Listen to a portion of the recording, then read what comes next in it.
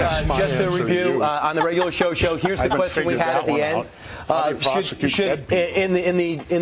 To be totally just, you believe that Dick Cheney, George Bush, and the whole administration should be prosecuted for their acts? Governor Jesse Ventura is with us. But if that is the case, then we should prosecute. We should have prosecuted Harry Truman. Should have prosecuted Abraham Lincoln. Should have prosecuted Franklin Delano Roosevelt. Are you for that? They're dead. But if you talk about justice, they're dead. So if they weren't, would you prosecute reality. You're giving me a hypothetical that's bullshit. I'm giving you a hypothetical because you're making up Rosie O'Donnell-like scandals that says that 9/11 was an inside job. Well, why are you not allowed to ask anything about it? No, why, when you approach the government, I approach the government. I read everything possible. I watched all the hearings. You're right. I haven't read. You looked at my reading list. Have you read the 9/11 report and you think it's a piece of fiction? No, I believe everything in it. I believe my government's never lied to me, have they? Let's see. Where should we start? The Gulf of Tonkin incident? Now, that took us into war in Vietnam. They've now admitted it was a lie. So 58,000 of my generation were killed based upon a lie. But that doesn't count, does it? What does that have to do with 9/11? That shows that we will lie to go to war. We've been doing it for years. We will continue to do it. The Gulf of Tonkin incident, did you believe that? Well, you probably weren't alive then. I apologize for not being alive then. Well, it won't happen again. Well, I was alive. Okay. But and I remember our president sitting on TV telling us our boys are floating in the water. And because of that, you'll never believe anything. And because of that, you'll never believe anything. But they lie all the time. Have you been in government?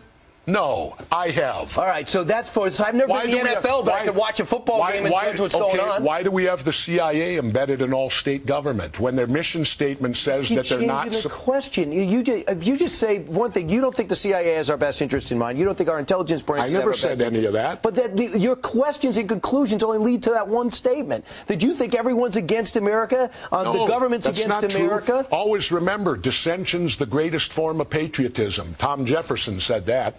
Tom, you were alive then? No. You're going to insult me. I got to go to radio. Yeah. All right, Jesse. Take care. He's leaving. Jesse, I do have to say that I think Brian probably has read every word from the whole 9/11 situation. He's passionate about it, as you can see. Well, I am too. But and I agree with you that there's been covert activity over time, no doubt, where the government has not told its people every single thing that's gone on. I don't think anyone they rarely would be surprised. do. But when it comes to 9/11, are you so sure? No. No, but I ask questions, and what perturbs me is that you don't get answers. Nobody wants to talk about it. This event that changed our entire history of our country, why aren't we allowed to discuss it? Why aren't we allowed to ask questions? The moment you do, you get a reaction like he gave me. How dare you? How dare you question your government? So what are your questions? My questions are simple. I worked in demolition. I'm a former frogman, underwater demolition team. I know how to blow things up. How could the buildings fall at the rate of gravity? Basic physics tells you that can't happen. Yeah. And how did the cement get so pulverized? Just simply from falling, it was blown into dust. What energy was required to pulverize all that cement so into what dust? Conclusion do you draw? I don't know. But I certainly question, and yet I'm attacked when I question. You notice how if you bring up 9/11 and have any questions about it, immediately everyone attacks you over it, tells you you're crazy, calls you Rosie O'Donnell, insult you. Why? Because I ask questions? I think a lot of people, Jesse, figure, well, you know, that 9/11 report came out, it said it was those guys over there, it was those Al-Qaeda guys. So people just go, okay. They've formulated an opinion in reasoned manner, and that's what happened. Now, they can't know for sure that all of that happened per se, but, you know, you do ask a lot of questions, and that's what your book is about. Don't Start the Revolution Without Me is about. It's about asking questions. And I thought in our country that was good.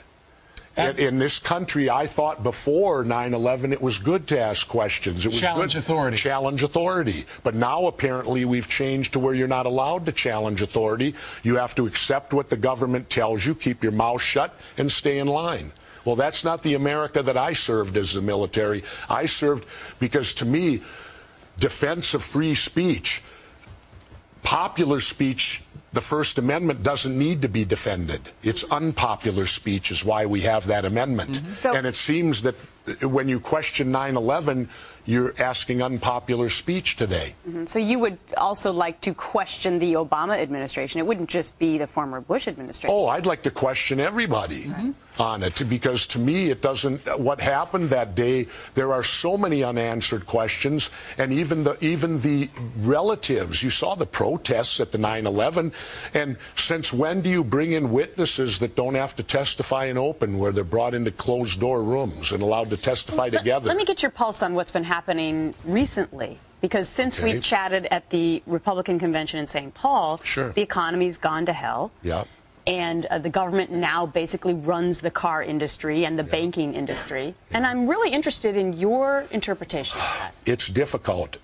Are they doing the right thing? I don't know. I don't think anyone really knows. I think it's a roll of the dice. You hope they are. You hope they are. And you hope that the decision-making people are doing the right thing. Can I unequivocally tell you they are? No, I can't. But you don't like government getting involved. So no, I'm very much small government. I believe government is far too expansive. When I was governor once, I brought my whole staff together, and I asked them, I said, during lunch, I said, when we come back, I want you to tell me one thing in your life that's not government-controlled. And they couldn't. One guy brought up sleeping, and I said, no, not true. Remember, you got that tag on your mattress that says you're by penalty of law if you rip it off? Well, it'd be harder for them to come up with an answer now. I don't know exactly if you get arrested for ripping that thing off the mattress. I got a feeling that someplace in your history you've ripped some tags off of mattresses and pillows. Maybe, but the point is our government is so much in our lives today. I mean, even the air you breathe. No, you're absolutely right, and you've got to. And I love the fact that in this country, and this show in particular, we ask questions all the time that are contrary to what the government tells us. But one of the reasons I enjoy living in Mexico, I'm treated like an adult down there. Oh, wait a minute. Okay. You're from Mexico. How are you feeling? You don't have the flu. You didn't bring me the flu. No. And let me state this unequivocally. I feel the Mexican government has done everything feasibly possible. They shut down the schools for a week. They canceled all their soccer games, which to them that would be like us canceling baseball for a week. World Series. When I left, you had to fill out a questionnaire, and they actually did a thing where they touched your skin and they took your temperature. And if your temperature was too high, you didn't get on the plane. That's great. So, you know, I think that they've done everything they feasibly can do. People need to understand, when there's an outbreak of 1,500 in Mexico City, you got to remember, Mexico City's twice the size of New York. Absolutely. You're talking about 15 to 20 million people there, and 1,500 is small in comparison to the amount of people that live there. Is it a dangerous situation? Yes. I would counter this. How about all these numbskulls out there that don't believe in evolution?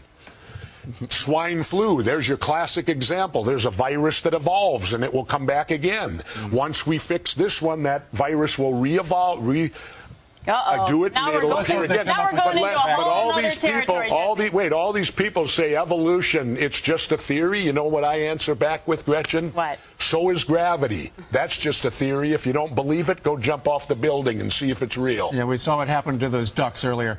Don't start the revolution without me, Jesse Ventura. Always a pleasure. My pleasure. All right. Never a dull moment, my friend. Absolutely. How's your blood pressure? My blood pressure is great. I'm surfing now, and that's my main thing in life. Is you look like a surfer now.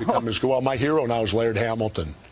He's an attractive guy. I don't watch it, and it's not for his attractiveness that I like him. It's for his courage. That's why I watch him. And the waves he rides. He has great courage. He's a man of courage. Don't check out his wife. We'll be back tomorrow. That would be Wednesday. See you then.